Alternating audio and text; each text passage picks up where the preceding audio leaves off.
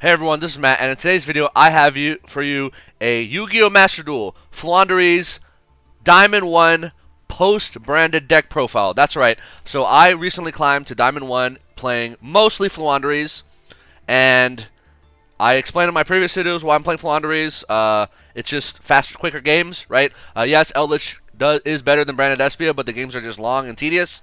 So I decided, you know what? I'm going to climb up with Floowandereeze. In fact, I climbed up to Diamond 1 with Floowandereeze before the new Quick Play spell came out. So for those who don't know, last night, Floowandereeze Advent of Adventure was finally released. This is the Quick Play spell that basically puts Floowandereeze at full power. I actually climbed the Diamond 1 without the spell. So, you know that scene from Spider-Man Homecoming, right, with Tom Holland, Spider-Man, and Iron Man?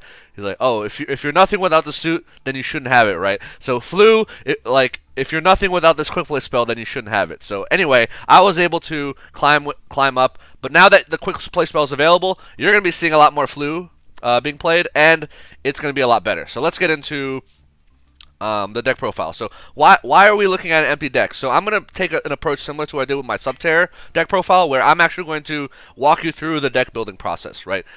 So let's start with the main Floowandereeze Core cards. Let's see if I can spell this. All right. So we're definitely putting in 3 Robina and 3 Eaglin. So these are your best little birds, right? Your best starters. You want to see Robina as often as possible. One Robina is full combo. It's a 1-card full combo. You get your complete board, right? Eaglin is amazing because sometimes you want to hard draw it, and if you hard draw Eaglin in your opening hand with the Magnificent Map, then that 2-card combo is probably the strongest one of all of them. So you definitely want 3 of each. Mandatory. This deck already has consistency problems because there aren't that many starters, right? And there's so few of them. So yeah, we definitely want to max out on these 3. All right, so we're gonna put in 1 Stree and 1 Token. So some people like to do 2 Stree. I don't think 2 Stree is necessary. Maybe for before, if you were playing Jack in the hand, you might want 2 Stree. But honestly, 1 Stree is all you need. It's searchable off Robina. If you open Stree in your opening hand, it kind of doesn't do anything, right? It's not going to get you your other birds, and if you don't have anything in the graveyard, you can't banish and summon again anyway. So Stree and Token are like very weak starting birds.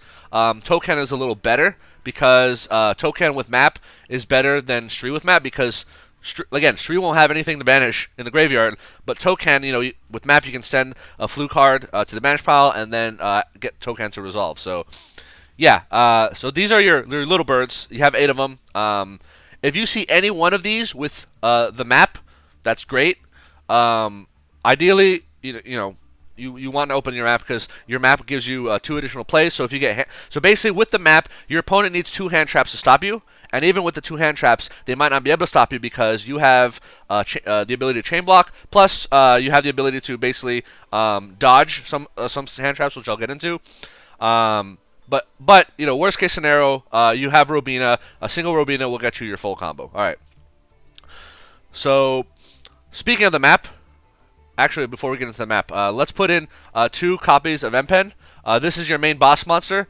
It's really powerful. It's a floodgate because it basically says any monster your opponent controls that is special summoned in attack position cannot activate the effects. Right? So it doesn't just negate the effect. They literally can't even activate it, right? If they're in attack position. That means M-Pen shuts down Link monsters. Link monsters do nothing. And basically, if your opponent has to summon their monster's defense position going second against you in order to use their effects, that means they cannot OTK you. So M-Pen, your opponent can play around your M-Pen by summoning monsters in defense position. They still have to be able to kill it, right?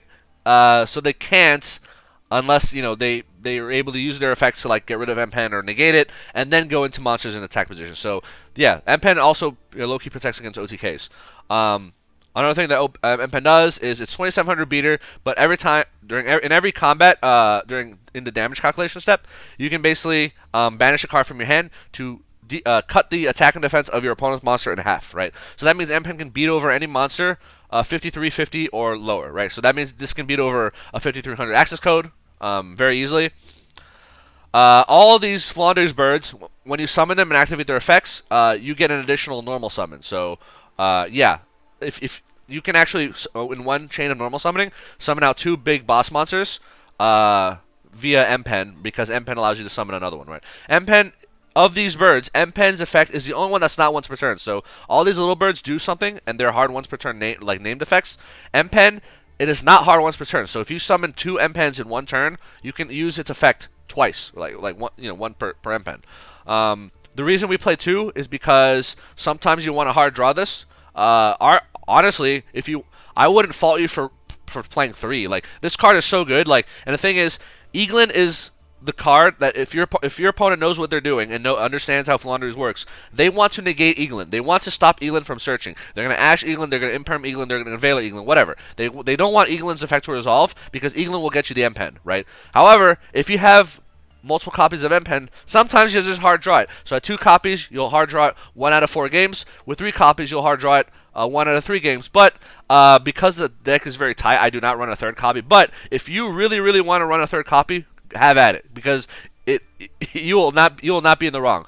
There are other ways to get into our big birds through some of our other cards, which I'll go get into. So even if Eaglin gets banished, there's a way to grab M-Pen, which I'll get into. So this is your main monster lineup for your Floowandereeze cards. So we're already 10 out of 40 cards in the deck. All right, let's get into the Floowandereeze spell traps. So we're playing 3 copies of Map. This is mandatory. You want 3 copies of Map. This card is really good combos with any of the other little birds to basically make it so that your opponent needs a minimum of 2 hand traps to stop you, if not more. Sometimes they need 3, right? So it makes the deck really resilient.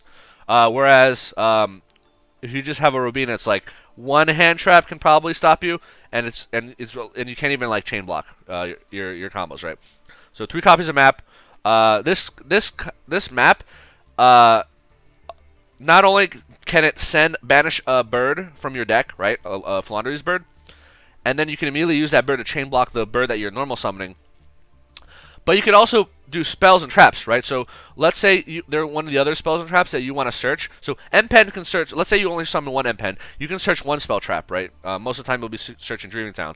But there are other traps like Unexplored, which is really good. And one way you can get it is send it off of a map, like banish it from the deck, and then summon Token, and Token will grab the spell trap to your hand, right? So that's one way to do it. I also mentioned how there's another way to search M-Pen other than Eaglin. Yeah, use Map, literally banish M-Pen from your deck, and then use Token to grab that M-Pen into your hand. So yeah, Token is low-key really good. My opinion, it's the 3rd best little bird, although some people say Stree is the 3rd best, because Stree can banish problematic cards from your opponent's graveyard. But the fact that Token is just Token to me is just more versatile, right? Because not only that, but like when your M-Pen gets destroyed, it goes to the graveyard. All the other birds get banished, right? So yeah, Stree will let you banish your own M-Pen, and then Token will recycle that M-Pen. So Token is like very important. So anyway, yeah. So we have 3 copies of Map. No exceptions here. We're going to do 3 copies of this new card called Floowandereeze and the Advent Adventure. This card is amazing. It just came out last night. And basically, it's a quick play spell that says banish 1 winged beast monster from your hand or field. Add 1 Floowandereeze monster or Floowandereeze field spell from your deck to your hand, then gain 500 life points. You can only activate 1 Floowandereeze and the Advent Adventure per turn. So this card is amazing because this allows you to dodge Veiler and Imperm. So let's say you normal summon Eaglin and activate its effect to try to search one of your big birds, right? They chain Imperm or Veiler to target Eaglin. Or even like if you're against a Sorcerer matchup, you're going second, they chain Chi-Shao to try to negate your Eaglin. You chain this card, get Eaglin off the field. You banish Eaglin, and now this card will search you a little bird, and it'll also make it so that Eaglin dodges the targeted negate. So its search will go through. Let's say they ash you. Let's say you summon Eaglin and they ash, right? You can literally use Advent Adventure Chain, banish Eaglin, and then still get your your M-Pen anyway. So this cannot add Raiza or any of the other big birds. This can only this is a way to only add M-Pen if you're looking for a big bird, right? And then you gain 500 life points, which is whatever. The 500 life points part only matters in real life, where when duels go to time, like you want to have more life points. But this could also search the field spell, folks. So really, we have 6 copies of the field spell now, thanks to this card. So yeah, this card's really good. So definitely play 3 of these. This is mandatory. Don't play fewer. The only sad part is like they made this an ultra rare, whereas like all the other cards in Floo is like lower than ultra rare. So kind of annoying but it's absolutely worth it. Like it increases the consistency and power of this deck so much. All right, we're going to be running 1 copy of Floowandereeze and the Dreaming Town. So some people like to run 2 of these, and I wouldn't fault you for running 2. Why would you want to run 2? Because it's really good. Sometimes you want to just hard draw it rather than search it off MPen, and then MPen can search unexplored wins. But honestly, I think 1 is good enough. In the TCG, a lot of players want to run 2 because if you set 2 and your opponent tries to, like, let's say in game 2 or 3 they side deck backrow removal, they snipe one copy of it, you might have the other copy still available. So that's one reason a lot of TCG Floo players are running 2. But I think 1 in Master Duel is enough. 1 copy of Unexplored Winds. This card is so unbelievably broken. Even though it's broken, we're only running 1 copy. But basically, what this card has 2 effects. One effect says you can put birds back from your hand into the bottom of your deck and then draw cards, so up to twice, right? And if while this is face on the field, you get to tribute your opponent's cards, not monsters, cards, when you're doing a tribute summon for your big birds. So yeah, this is insanely good for like just clearing your opponent's board, as you've seen in some of the replays and Adventures of series that I've posted in the past. So yeah, this is the entire Floo core. We're already 18 cards, folks, and we aren't even finished with what I would consider to be the full core. So this is the Floowandereeze core, but I'd say there are other cards that are just like that are core that you kind of have to play, which I'll get into now. But yeah, we don't play Snarl. We don't play Scary Sea. Scary Sea is better when you can side deck. Snarl is okay, but in fact, I really like Snarl. The only problem is like I just feel like the deck can't fit it. If the deck had space, I would put Snarl, but like this is a really tight deck. All right, deck core. So other core cards. We're gonna put in Pot of Prosperity. So this used to be a 3 of, but since it got limited, we're playing 1. This card will help us, but this deck can brick pretty astronomically. And sometimes you really need to fish for that 1 copy of a really important card or like starter for you to pop off. So yeah, limiting this to 1 was a big hit, but yeah, you definitely want to be playing this. We want 3 copies of Pod of Duality. Pod of Duality locks us out of Special Summon, but we don't really Special Summon in this deck. Yeah, this just lets you fish your deck for excavate 3 cards and try to get a card that you really need. I replaced the 3 copy of the second and third copy of Prosperity with 2 copies of Extrav.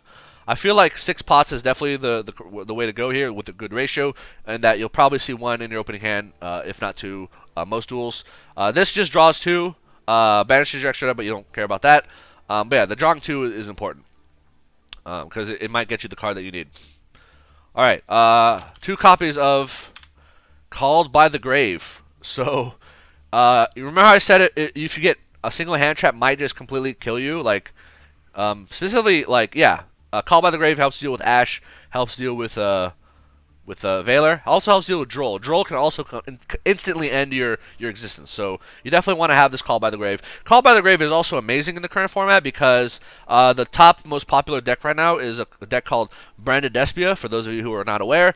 And when you're going second against Branded Despia, they have a set branded in red, which will allow them to fuse on your turn and make Guardian Chimera, which will pop up to 2 of your cards on the field with no response, right?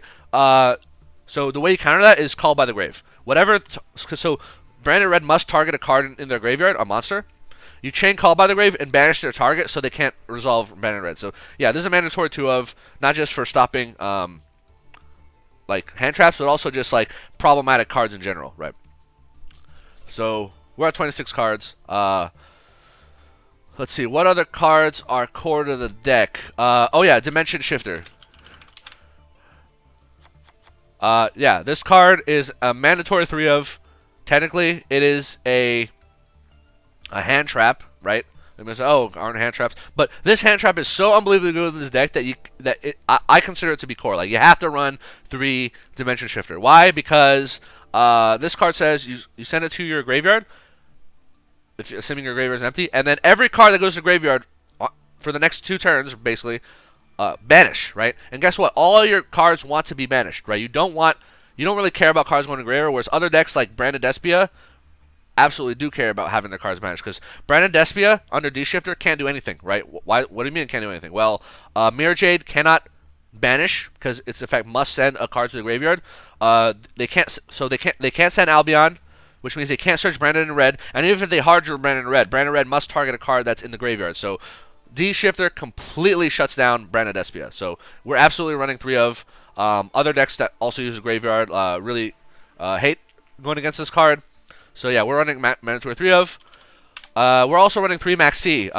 Maxi does nothing against our deck because we don't special summon. Maxi does stuff against almost every other deck. So yeah, there's obviously Maxi can be stopped by Ash, can be stopped by Callby, can be stopped by Crossout Designator. Crossout Designator recently lost 2 copies. It's limited to 1.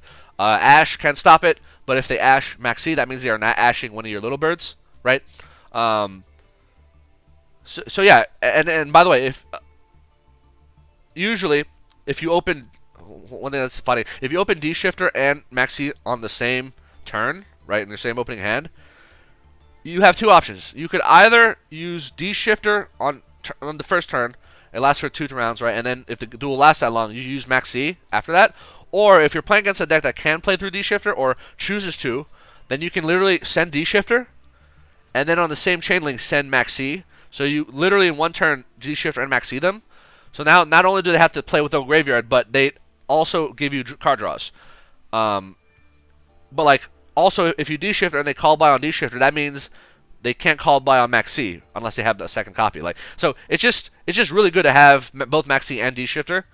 And Maxi is important because you really want to draw cards in this deck because you want to see your starters and you want to see your board blowouts, right?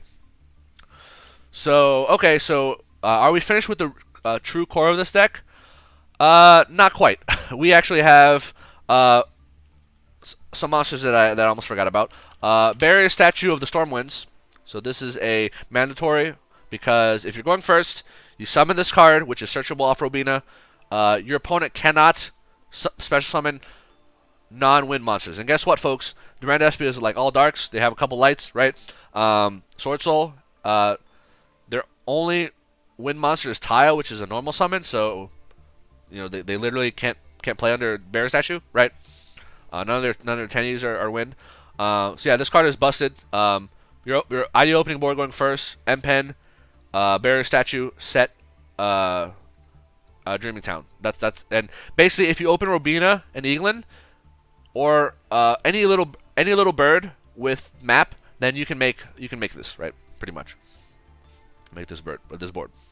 We also want 1 copy of Raiza the Mega Monarch, 1 copy of Apex Avian, Mist Valley Apex Avian. Mist Valley Apex Avian is a big bird that basically is an Omni Negate, right?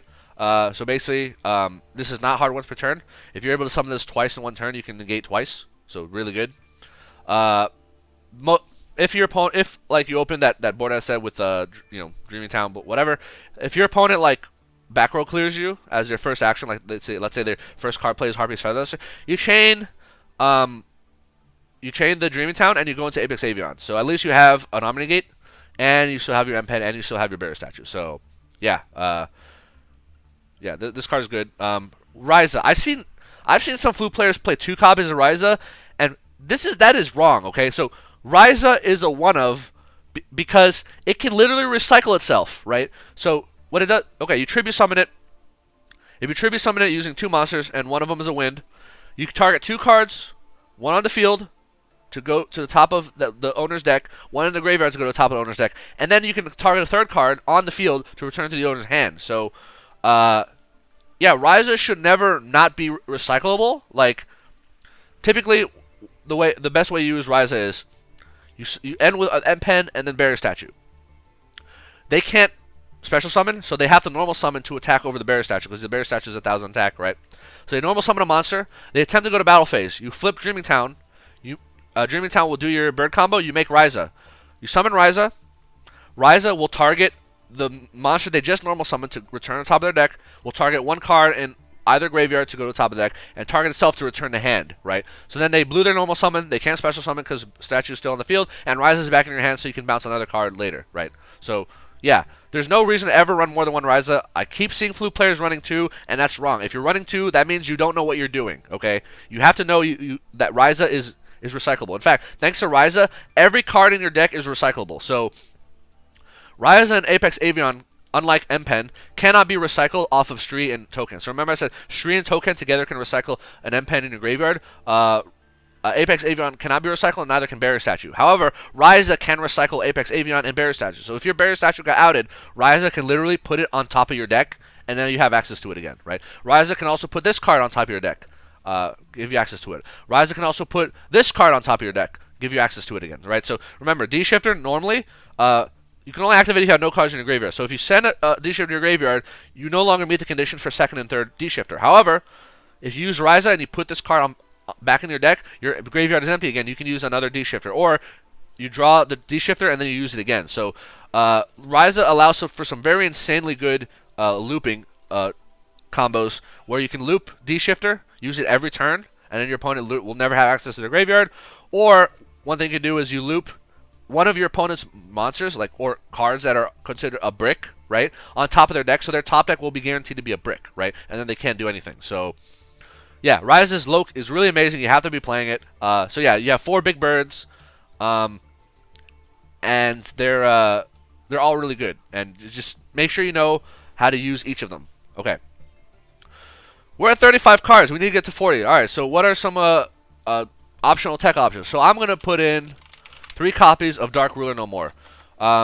So in my previous Floowandereeze deck profile, if you recall, instead of Dark Ruler No More, I didn't have it in that deck profile. I had Ghost Reaper and Winter Cherries. Now, why did I have that? Because in the previous format, there was a very popular deck that abused Halki Fibrax with Auroradon to basically set up, a bunch of Omni Negates, whatever, including 9 Pillars of the Yang Zing, which is a counter trap card, right?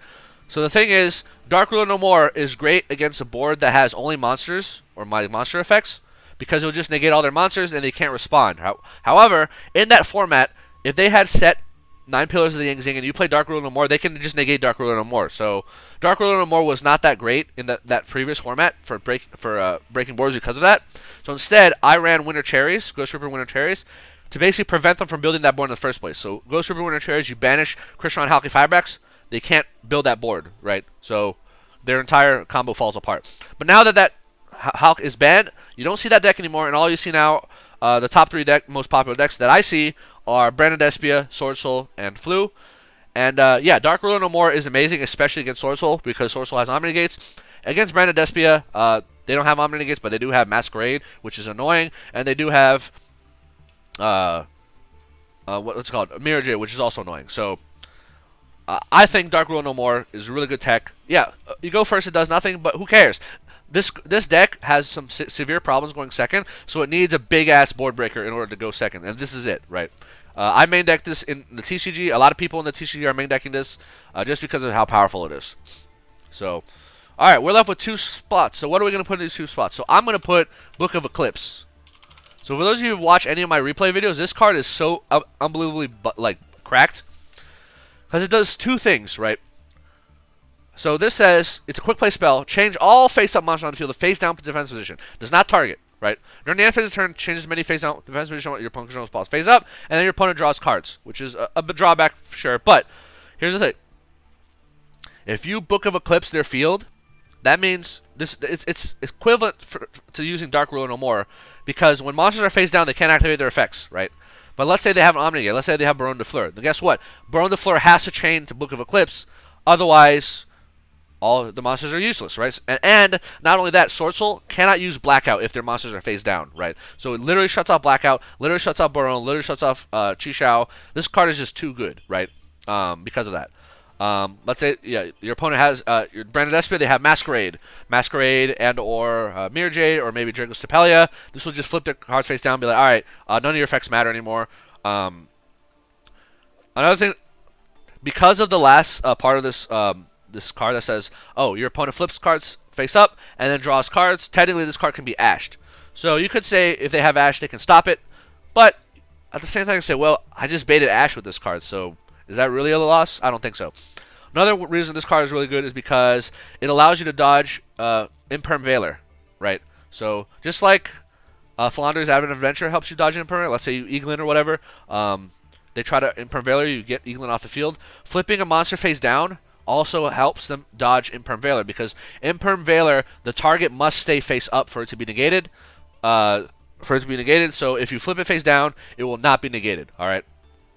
So only caveat is if your monsters are face down when you tribute your little birds, when you tribute them, they'll go to the graveyard, not to the banish pile. That's the only downside. But I mean, if you set up your board, like, it shouldn't matter, because they'll probably just instant scoop, or like you'll just win anyway. So I like Book of Eclipse. Maybe you don't. Maybe you want to be more conservative and because of the downside, and run Book of Moon. Book of Moon cannot be ashed.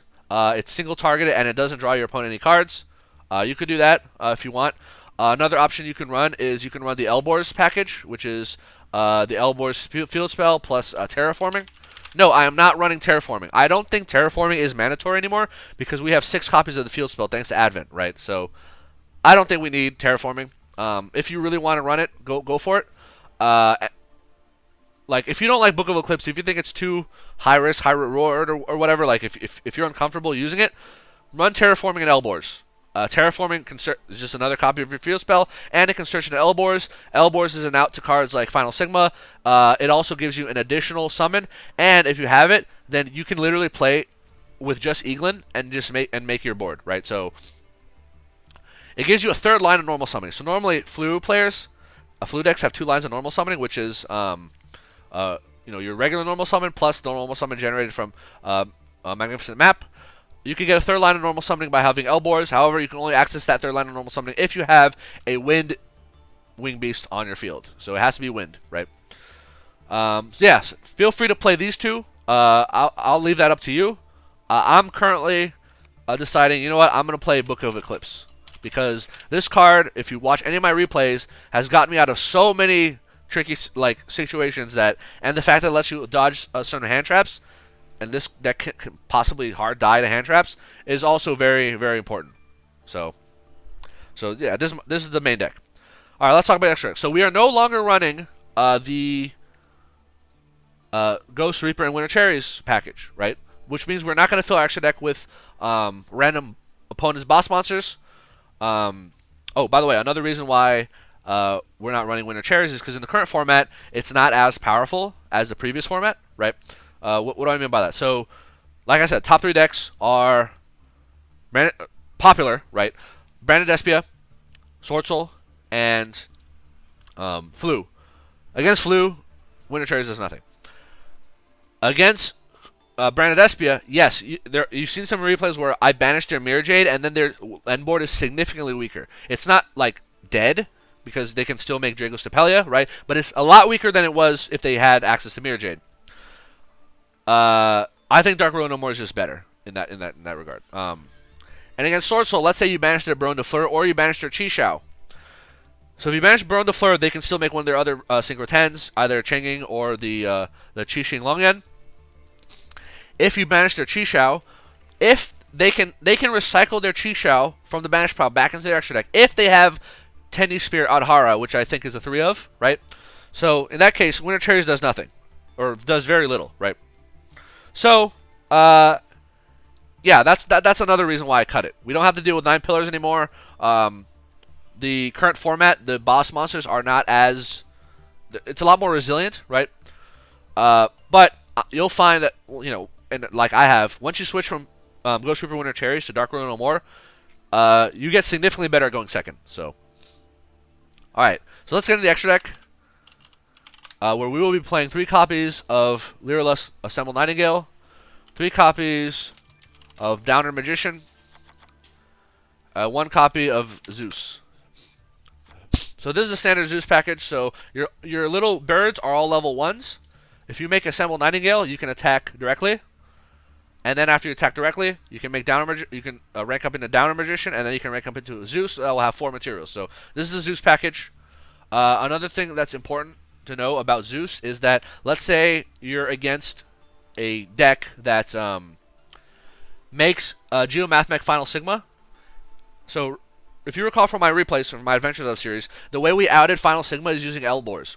If we are no longer running Elbors, that means our out to Final Sigma is Zeus. Okay. There's another out to Final Sigma, which you can also run if you'd like. It's called Underworld Goddess of the Closed World. So basically, you can link away their Final Sigma if you have 4 of your birds on the field. Now, here's the thing about your birds. When you use their normal summon effects, you are locked out of special summoning for the entire turn, right? Not just afterwards, right? That means in order for you to make Assembled Nightingale into Zeus or Underworld Goddess of the Closed World, if you choose to go that route, is you have to summon all your birds on your opponent's turn, like their main phase 2, like however many birds you need, 2 or 4 or whatever. And then on your turn, you do the special summon line to out their Final Sigma. So yeah, so we do have an out to Final Sigma because Zeus is 3k beater, so he can just crash into Final Sigma. All right, what else are we running? We're also running 1 copy of Link Rebo. It's stops you from taking damage. And 1 copy of Relinquish Anima. They just link off from level 1s. You know, might as well run them. All your birds are level 1s. We're running 1 copy of Win the Wind Charmer. Win the Wind Charmer, as you've seen from my Eldritch games, can revive Baron de Fleur, can revive the enemy's Empen, right? Can revive a lot of things. We're running 1 copy of Area the Water Charmer. Whoops. Area the Water Charmer. So you can link into this if you have one of your water birds, or Win obviously if you have your wind birds. You can revive your opponent's Moye, right? Basically this is for link climbing, right? We're running 1 copy of Selene.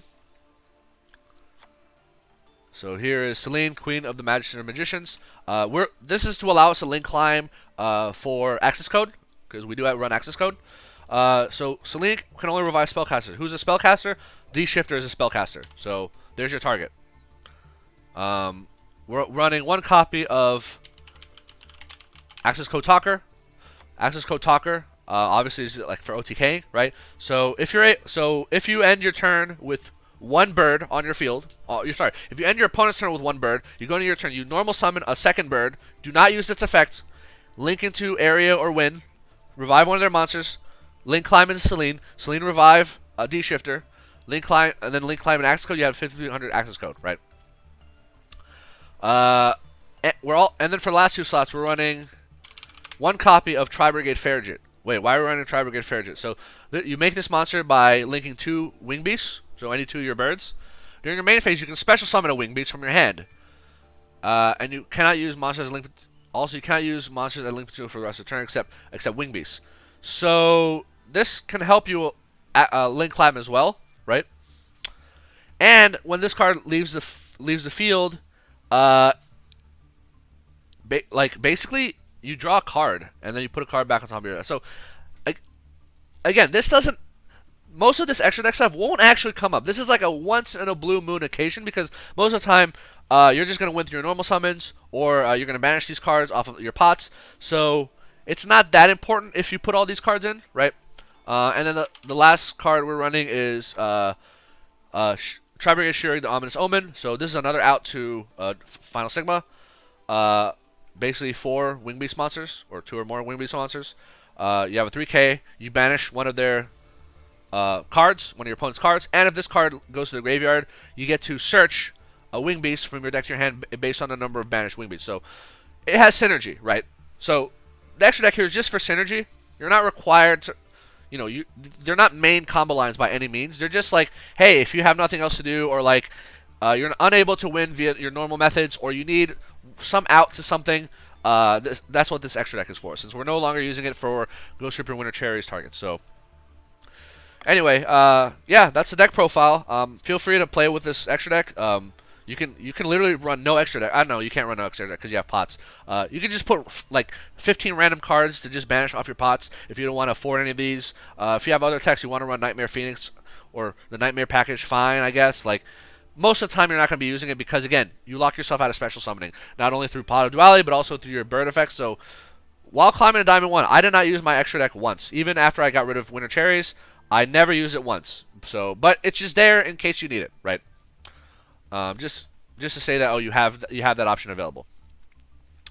Alright, so yeah, so that's the deck profile. Hope you enjoyed. Feel free to comment down in the comment section. Some people might ask, oh, what about Bird of Perfection, right?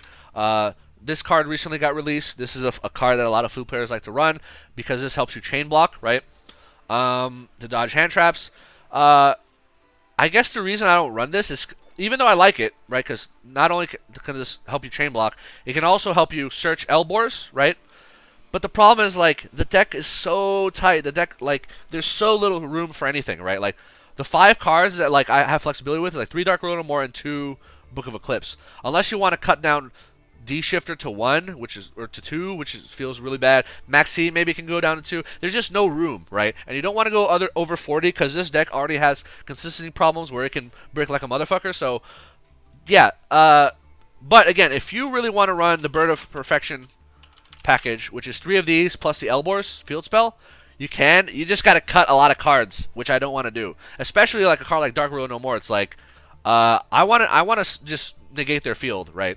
It's like, yeah, this can provide like some tricky little chain blocking things where you can chain block twice with 1 card, and it's you know, it's interesting, but it's just like, I can't really fit it. I don't see room for it. That's my issue, right? So in the TCG, we don't have access to Maxi. Called by the Grave is at 1, right? There's a lot more room in the TCG for this card. So, yeah, maybe I could see it, like, if you're playing TCG, you want to run this package. But, like, I feel like Maxi you just got to run. It's too good of a card not to run if it's available. Same with, like, your 2 Called by the Graves. So, yeah.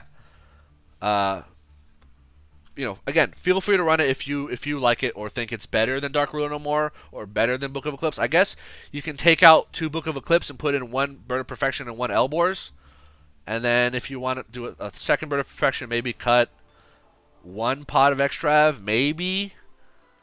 And maybe 1 Maxi to get those other 2 copies in there. It just feels awkward to me to make that change, right? So I wouldn't do it personally. But if you can make it work, feel free. But I think if you just copy my deck profile, you will cruise through Diamond, like the rank ladder, and get to Diamond 1, no problem. I had like very little problem climbing with this deck, with the exception of obviously sometimes you just hard brick, and it is what it is, right? But now that we have Adventhood Adventure, the bricking is going to be happening way less often. So yeah, feels good, man. Anyway, before I go, 2 more alternatives instead of Book of Eclipse that you can run. You can run 2 copies of D-Barrier, which is fun because, again, two best decks. Branded Despia, Sword Soul, both of them hard lose to D-Barrier, right? They literally can't do anything, and this doesn't affect your deck at all. But D-Barrier a lot better going first and second, whereas Book of Eclipse good going first or second. Another thing you can run, Rivalry of Warlords, baby. So Rivalry does nothing against Sword Soul. Well, I guess they can't make Barone, but and it does nothing against Floo. But against Branded Despia, it's really good against Branded Despia. But as you may have seen from some of my replays, especially like that Eldritch one, Branded Despia can still technically play through Rivalry. They're just gonna make it's just gonna be more tedious, right? You're gonna win eventually. They're just gonna take longer because they can still put out dragons and stuff. So. And Rivalry is good going first or second, so don't get me wrong. It's a good card, but I don't quite yet think we're in the format where Rivalry is like a insta game winner against most. So in the TCG right now, the best deck in the format is Tearlaments.